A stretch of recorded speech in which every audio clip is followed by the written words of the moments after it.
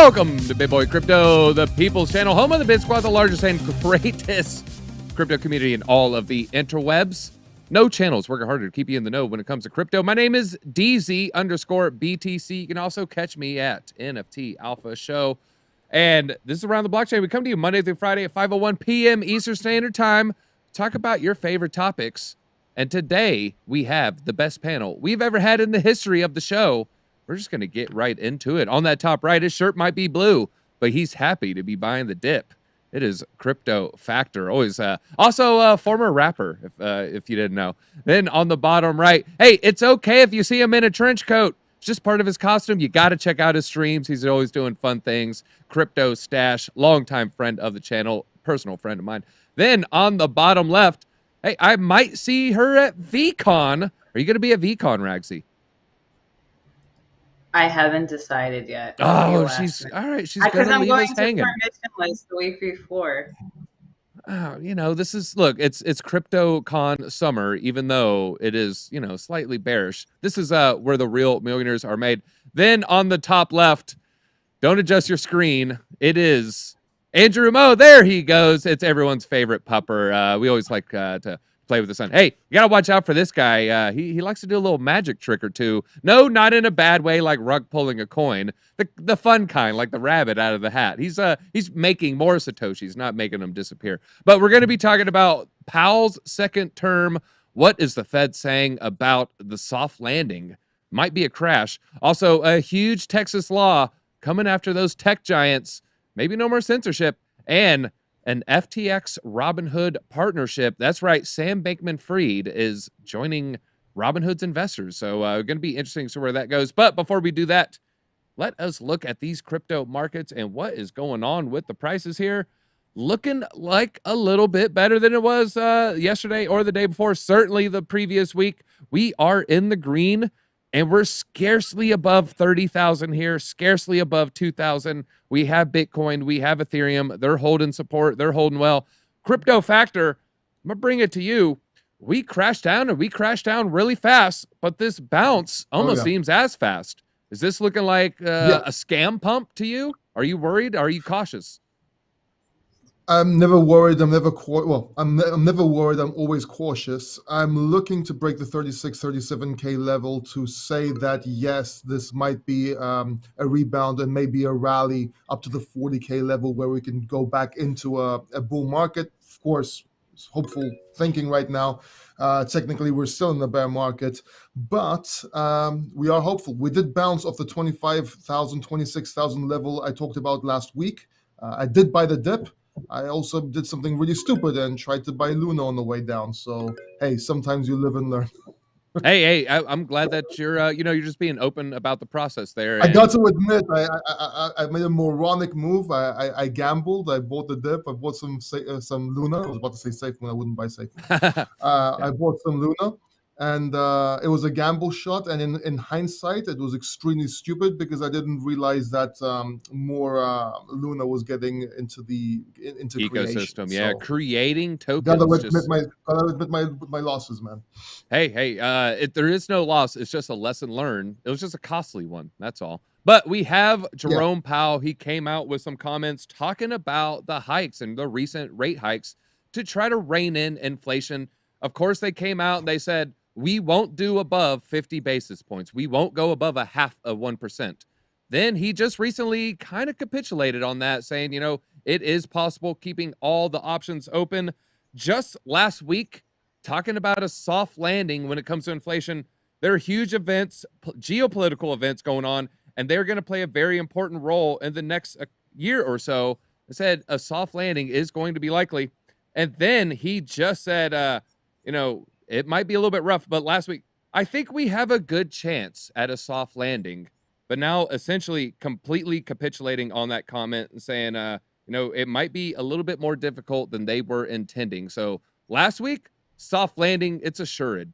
This week, soft landing, maybe. And when they say maybe with something like that, maybe not the most hopeful thing, no hopium in sight for that type of comment. Andrew Mo, how likely is it that these rate hikes are going to be able to rein in inflation, which is one of the main things they're trying to do with this? I mean, they're teasing 75 basis points out here. You know, this it's a serious rate hike when it comes to, you know, the borrowing money rates here. Will this work? Can we rein in inflation, or did they just print way too much over the past couple years? The thing about Jerome Powell capitulating is that it's kind of like a firefighter telling you you are going to be completely safe from this fire. And then the next day telling you, actually, the fire seemed to be pretty big. I might come back with a couple more guys, and maybe you're not going to be safe after all. At the end of the day, if people can't feel safe about their own retirement savings, if people can't feel safe about even more risky investments like the crypto universe, then this is going to cause all of us go into a cold freeze. And that's something that you don't want to face, especially with rising labor and especially with people finding better and better jobs. At the end of the day, it's a mismatch of expectation with what can actually happen to better the government, the policies from which they can actually invest back into the mom and pops, the people with retirements who are now not sure exactly what the next investment is. If you disinvest people from the very idea of investing, suddenly you're going to have a lot of people who may have started retail investing for the first time, may have started on the crypto craze, and then drop off the wagon just as quickly. Yeah, and it's sad to see when people's first experience is a negative experience, and they might stay on the sidelines forever or for years, and in that time, they're going to lose out on a lot of big gains. Now, Ragzy, I found what they're saying. When pressed on the 3/4 rate hike, he said, if things come in better than we expect, then we're prepared to do less. If they come in worse, and then we're prepared to do more. So it's leaving it open that, you know, we can do this. We might have to do this. How are you preparing for, you know, a possible slowing economy? Are you just kind of operating as normal, or are you tightening, you know, the grocery stores or the gas, or, you know, maybe no VCon? I mean, is there anything you're doing when it comes to even crypto investing that you're kind of changing your strategy? No more Legos. Oh, I mean, Legos are expensive. Okay, so I mean, They let's are go, and if expensive. you want to go on a diatribe about Lego prices, that's also cool. Oh, definitely. I'll never give up my on my little Lego blocks, but yeah, they are pretty expensive. No, you know, I'm somebody who luckily like has always been able to pivot, who's been very like fortunate to be able to pivot, and I've always survived. So it's, you know, it doesn't, the recession and you know, people are talking about a recession, all these things. Some of these things are inevitable and they're like outside individual control most of the time, right? So I think like everybody just kind of has to do a plan that's, you know, best for them. And I never like to make assumptions either on like what's going to happen because nothing's ever definite, right? I think it's just for everybody, it's all about the art of the pivot, right? Like even when the pandemic happened, a lot of businesses and a lot of people had to be creative on, you know, how to pivot their business so that it could survive the pandemic, or if it didn't, how they could pivot into a new career, right? Via internet or something else. So I think that's always the strategy, you know, with curveballs, because we can never ever know for sure what's going to happen. Yeah, and shout out to the art in her background. Those are the Digibytes. And on that note, I'm gonna go to the newest Digibyte owner, which is Crypto Stache. Hey, we're in the same group. I actually probably can't even say what mine says on the heart, but I think yours is a little more PG. We see a lot of, you know, attempts of reining in this inflation, attempts of reining in, you know, this soaring, you know, devaluing of the dollar here. They're throwing everything but the kitchen sink out the wall, but we're seeing it in housing. We're seeing it in commodities. We're seeing it in food prices. We're seeing it in, you know, vehicular sales. Are they going to be able to slow down these important parts of the economy? And do you think they're doing everything they can, or do they need to, you know, maybe there's some other tools in the belt that they haven't pulled out yet? Jerome and everyone else at these economic, you know, powerhouses that kind of control our destiny are just ass clowns. They're ass clowns playing at a game that they have no idea what really is the outcome is ever going to be. It's like trying to predict the weather. Have you ever got up and like you saw the weather and it's like, oh, it's going to be 70 degrees today, and then it's 85?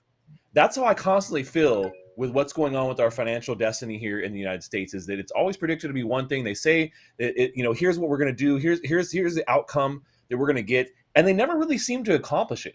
So, you know, what real tricks do they have? I mean, it's a one-trick pony, the Federal Reserve, to be able to try and quell inflation here. they don't really know what the hell to do.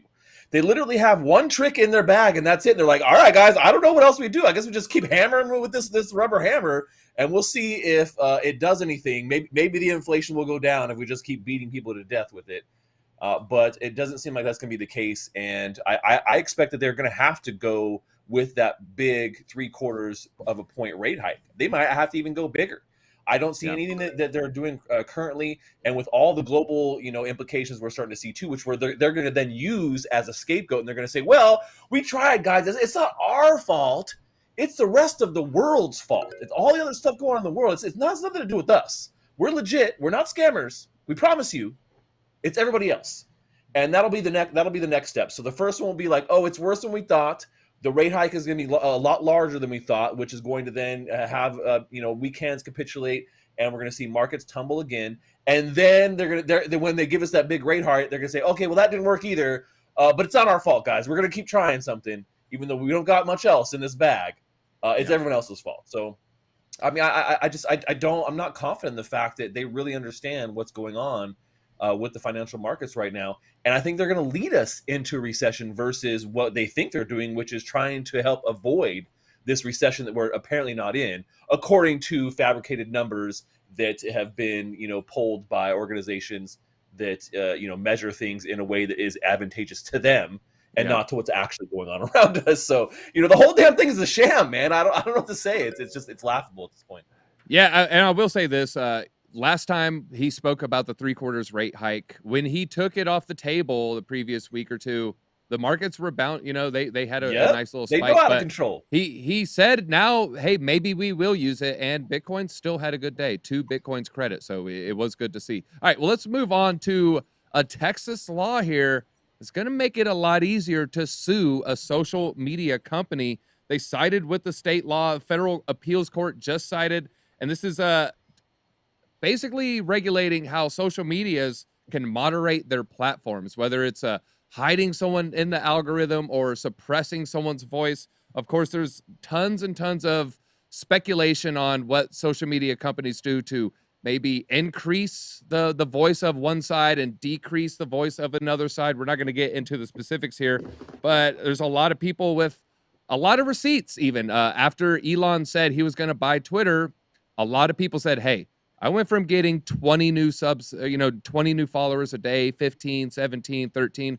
Now I'm getting thousands a day. And I saw it, this is just a testimonial event. I just saw on my own Twitter feed, but it was pretty interesting seeing all these people say, hey, all of a sudden now I'm just seemingly not shadow banned. So they had, a decision here to make where, hey, we got to make it open where these monopolies essentially can be scrutinized a little bit more heavily. Detractors on one side are saying, well, now this is just going to make an algorithm worse for your personalized feed because now we would boost someone that you might be more inclined to interact with. And so that would mean someone else is going down. Now perhaps they can't do that. But Factor, when it comes to actually enacting this, do you think a Twitter, for instance, is just going to go the same route with maybe an exchange? Hey, there's a New York law. We just won't deal with New York. Do you see Twitter saying, hey, Texas is making it crazy. We could get sued. You know what? You're in Texas. You just can't use Twitter. What's more likely? Do you think that they'll just, maybe eliminate an entire state from using their platform? Or will they risk a lawsuit potentially? They can't do that. If they do that, they're going to get, it goes against discrimination of Texas, right? So there's a law somewhere embedded in there that they can get in trouble for. So that's not the solution. I'm more worried about, for example, YouTube, right? Because, for example, it's a double-edged sword here.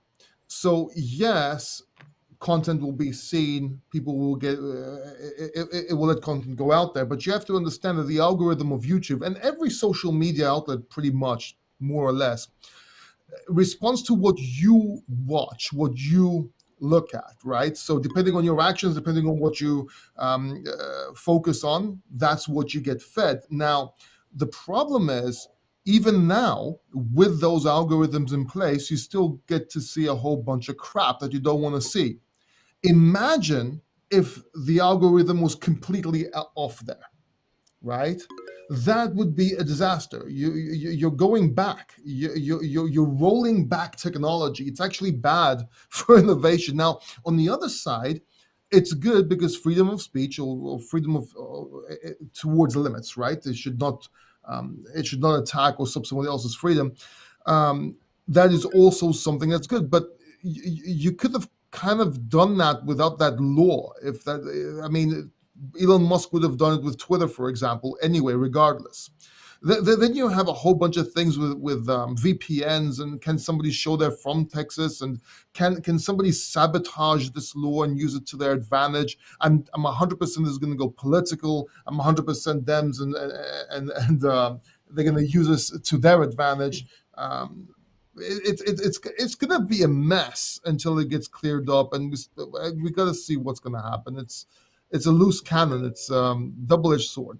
Yeah. I mean, this could be Wild West of litigation involving these social media giants. Now, Ragzy, we have Elon. You know, one of the big stories of Twitter is Elon. He says he's going to buy it, then he maybe takes a step back. Then he says he's going to buy it. Then he's like, well, now I want to do a different valuation. Will that Elon saga change any of this? Do you find it more likely that they'll go through with this law if Elon doesn't buy, perhaps? Or do you think they'll maybe take it off the table if he comes in and really makes some sweeping changes? Well, it is my opinion that if he truly tries to change anything, I mean, the system doesn't want to change, right? So probably will get, or it will seem as though he's getting lashback, or he'll be marketed through media in a different way. Because we all know, I mean, it's no secret, right? Even though it is an opinion that, the powers that be like to keep things the way they are. And whenever anybody ever comes in and tries to change something, whether good or bad, there's usually always some kind of lashback, or like it seems like some kind of marketing campaign against it in a way. But, it's like these deals, this is like a huge deal, right? It's a what right now, $44 billion deal. It's not going to happen overnight. Like there's no way they're going to be like, okay, take it, handshake, and then they're out of there. I feel like it's going to take a while. Maybe it won't. Maybe we'll get news next week that he bought it. I don't know. But it seems like, if I was spending $44 billion on something, I'm going to investigate it thoroughly and make sure like I'm getting my value for it. He also brought in a few other investors to kind of take a piece of the pie to take over the company. So that's going to come into play as well. But overall, I'm a big advocate, for free speech as an artist. I believe in, freedom of expression. But, who's to say that even when it's free speech, like somebody who's extremely good at tech doesn't flood it with some kind of bots or something and like promote. I just don't see how, it is free speech, but I feel like the control and sending information to the masses will always be there regardless. Yeah, no, I would because agree. of Now, AI and other tools. well, yeah, AI, how cheap it is to send something out. I mean, you have some real scammy thing, just, more, hey, send me 1 Bitcoin, I'll give you 2 back. I can see that proliferating. Now, Crypto Stache, do you feel that the governments should be able to tell a tech giant how to, run their platform, or is this an overstep? I mean, if my comments on my last time talking here didn't get you in the mood to answer this question right now, like, I mean, I'll just be, of course not. I mean, they can't run jack shit. Why should they have their hand in doing something that they have absolutely no frame of reference in regulating or knowing the ins and outs of all the details that come with what these tech platforms have to deal with? It's like them trying to regulate crypto. Same exact problem is these people don't know jack shit. And they rely on, lobbyists and, pundits to be able to, basically give them all the information they need. They don't have to really do any of their own research on this stuff. So no, absolutely not. Our government should not be the one telling, tech giants how they should be regulating their platforms like this. You opt into this platform. This is not a public platform. This is a private platform that you opt in. You say, here is what I'm agreeing to. And as long as those things, the way that they are censoring your account, is agreed to in the disclosure or the terms of service that you sign when you jump on the platform, then I don't necessarily see a problem with it. I'm definitely a free speech advocate. I'm not over here saying that free speech is bad. People should be able to say whatever they want. But the way they went about writing this law and the way that they're trying to propagate it is not the right way of going about it. It's just going to cause more political bipolarism, and it's going to cause more problems in courts that are not going to make anybody's life better. I can guarantee that. Yeah, So I would agree. I don't want to see the censorship, but at the same time, this is not the way to go about it. It's going to end up in being a shit show. Yeah, it's not going to turn down the temperature of the nation. It would just increase it, in my opinion. Now, it's not going to help anything. Nothing good is going to come from this decision in Texas at all. I wish it was. I wish it was like on that note, Andrew Mo. Here it is. Andrew Mo, is there anything good that may come out of this, or are you agreeing like it's just a complete overstep, of the government here? What a huge boon to be able to go last, because now I have 3 other opinions to base mine off of. I'm going to base it 3 parts. 1, people might not know exactly what this law does. It's actually pretty simple, so I'm going to lay it out right there. Number 2, how exactly is this from a data scientist point of view of understanding exactly what goes into the algorithm, what exactly is a hyperparameter, et cetera, really quickly. And then finally, from the political standpoint, which you just asked.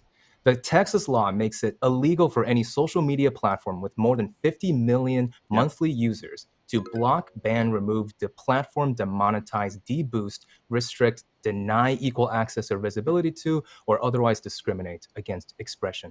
The problem with that is many of these words are, of course, against free speech. However, at the end of the day, this is how the algorithm works. Now, the way that you might think the human body works is that sometimes when you have a thing you need to do, like go running, you have to deprioritize certain things and then prioritize your breathing, to prioritize the blood cells actually working, right? This is how this would be against the law if you consider that deboosting or restricting or denying, right? You are essentially allocating resources for the best user experience, for the relevant user experience, for the people that end up serving the users best, right? The algorithm doesn't even understand based on the person who wrote the code.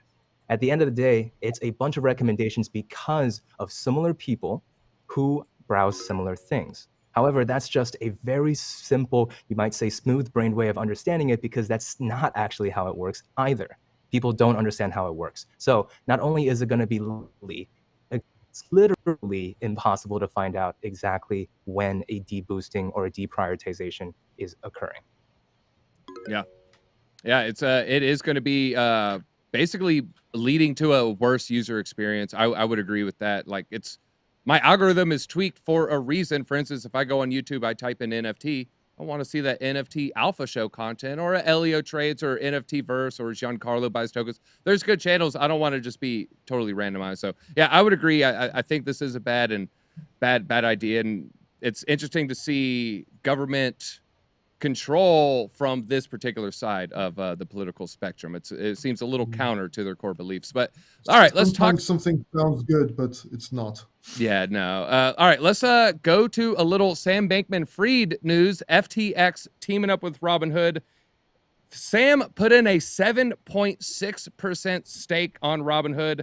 Let's see, $648 million at an average price of $11.52. Coming in hard. Said doesn't want to change how the company's run, just sees it as a good investment.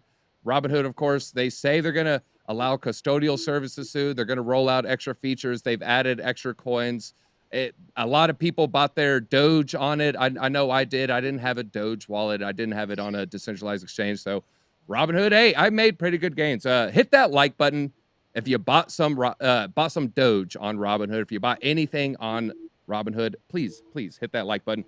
But I'm going to take it to you, Factor. What do you really think is the reasoning behind Sam's purchase here? Is it solely because this seems like a good investment, or do you see that there needs to be a little, maybe a little FTX, Robinhood, Solana coalition forming in the background? Same thing why Elon Musk is buying Twitter, right? For voicing and control of crowds. In the long run, it's power, right?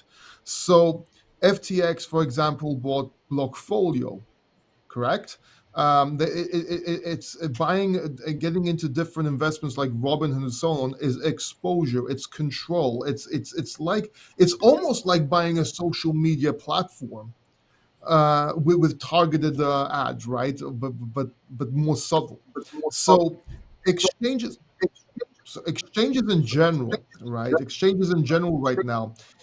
You know, a lot of people are saying crypto is, you know, attacking, it's crypto against bankers and so on, and banks. It's actually centralized exchanges are trying to replace banks. They're becoming the new banks, if you will. That's where the real war is, right there.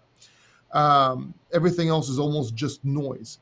And what they're doing is they're exposing their wealth. They're exposing they're gaining control, and they're becoming giants, because the more things you have as assets, the more, um, first of all, the more diversification you have, but the more kind of, how can I put this? You get in a different playing field, if you will. So this is the reason why they bought Robinhood. I wouldn't be surprised to see, and they're going to do more. They're going to do more, and crypto exchanges in general, I think, is going to be a very big play in the next bull run. Okay. Now, speaking of some of their upcoming plays, they want to integrate the Lightning Network. Of course, they rolled out the crypto wallet to their waitlisted users, and they even listed SHIB after, you know, the army came in. We actually have a picture of Sam. Here he is building in the background. I don't know if we could share that photo. Always like throwing up pictures of Sam. He's you can say what you want. I think he's probably a super, super cool guy to hang out with. I would play Magic the Gathering with this guy any day, any time of the year. So Oh yeah, just some of the numbers, their revenue from crypto has fallen almost 40% year over year.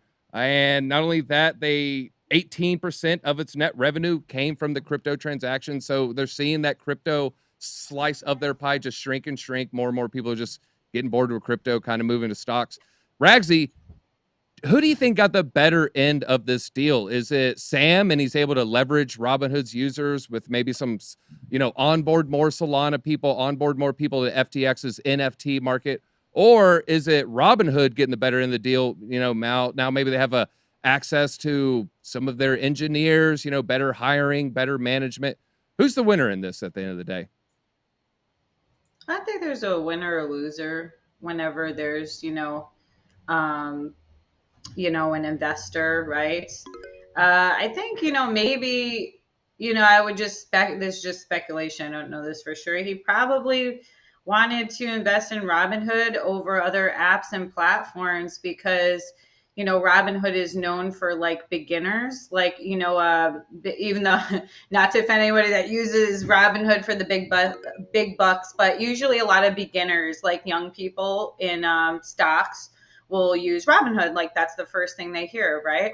So, and Robinhood is also integrated like some crypto, right? Like you mentioned Dogecoin. So it seems like the play would be that one is good because not everyone, as we know, is invested in crypto. And because they're already used to onboarding like new people with stocks, maybe he thought it would be good for appealing to the younger generation for crypto. But I honestly don't know.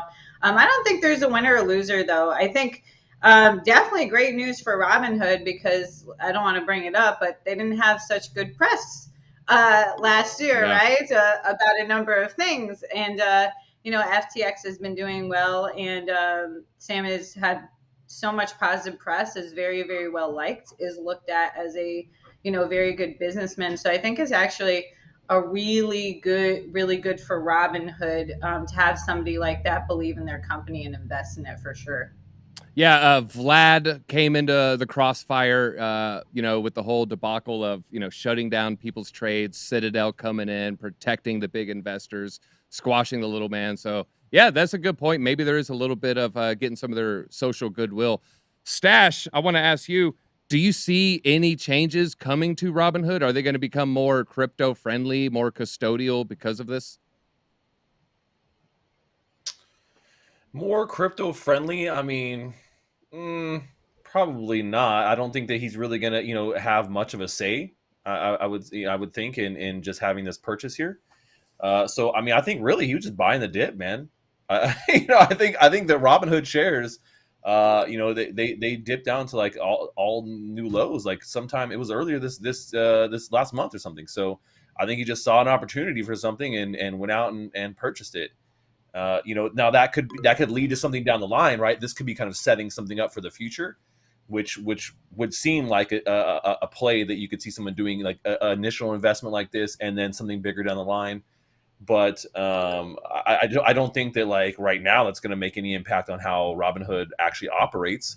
It took them like 3-4 years to get actual wallets for your crypto to be able to transfer things out. Like people are building wallets in like a hackathon over a weekend, and it took Robinhood years to do this. So I mean, are they going to do anything? Who cares, man? People are still using the app. I don't think we've seen a huge exodus away from Robinhood as the people who use the type of people who use Robinhood as an app. I don't think they're flocking somewhere else, right? So I don't see why they'd really want to improve. Yeah, we actually have a picture of Vlad. He just got asked, "What happened to my Terra Luna?" And this was his response. I'm pretty sure that's what he was just asked there. Now, Andrew, what are the odds that Sam is secretly trying to do an Elon-style takeover bid? Is that any kind of realm of possibility, whether it's, the next year, maybe even 10 years from now? As he gets older, they say you live long enough to die the hero, or you become the villain. Maybe he becomes villainous. I don't know. We all like Sam because he doesn't tie his shoes, but, I don't know what Sam's going to be like 10 years from now. Jack Dorsey got a nose ring. Sam, he might cut his hair. He becomes a completely different person. What are your thoughts, long-term with this? Do you actually see, like, maybe you'll just keep it at that 7.6 and, just kind of forget about it? I love how Ragzy and Factor have talked about the social element of it, because I used to work for PayPal, which controls Venmo, and we really wanted to push it to be a social platform. Like when you pay Venmo your rent to someone, that will be part of the social media world. People who are familiar with my channel know that I've been part of the AMC world here. Hold on, since May, well, for a year and a half now, right? So that was right around when Robinhood fell out of favor, and Vlad ended up taking tendies away from all just normal retail investors. And as of right now, it seems like Robinhood just asked about 1 in 10 members just a few days ago. It's ending up being a story of, does Robinhood even have the will of the people? Do they have something that people even want to be able to invest their time in? Not just beginners, like Ragzy said, but people overall are sending their information, their payment for order flow, directly to the big buyers that end up betting against them, that end up making transactions against the retail investors. And that ends kind of up being a rigged game. So for me, no Robinhood. It feels pretty good for the Schadenfreude of it having to downsize. But at the end of the day, if someone sees value in Robinhood, it may just be what Stache said, may just be buying the dip. Yeah, and it's that old advice. If you don't pay for a service, you are the service. So, just enough said there. But that is all we got time for this weekend. It looks like Andrew Mo, always glad to have you back. Actually we have new booking people. I was like, man, you got to shout out to Andrew. So glad you're free. Always good to see you and the doggo in the background. Feel free, leave us with some parting thoughts to take us into the weekend here, buddy.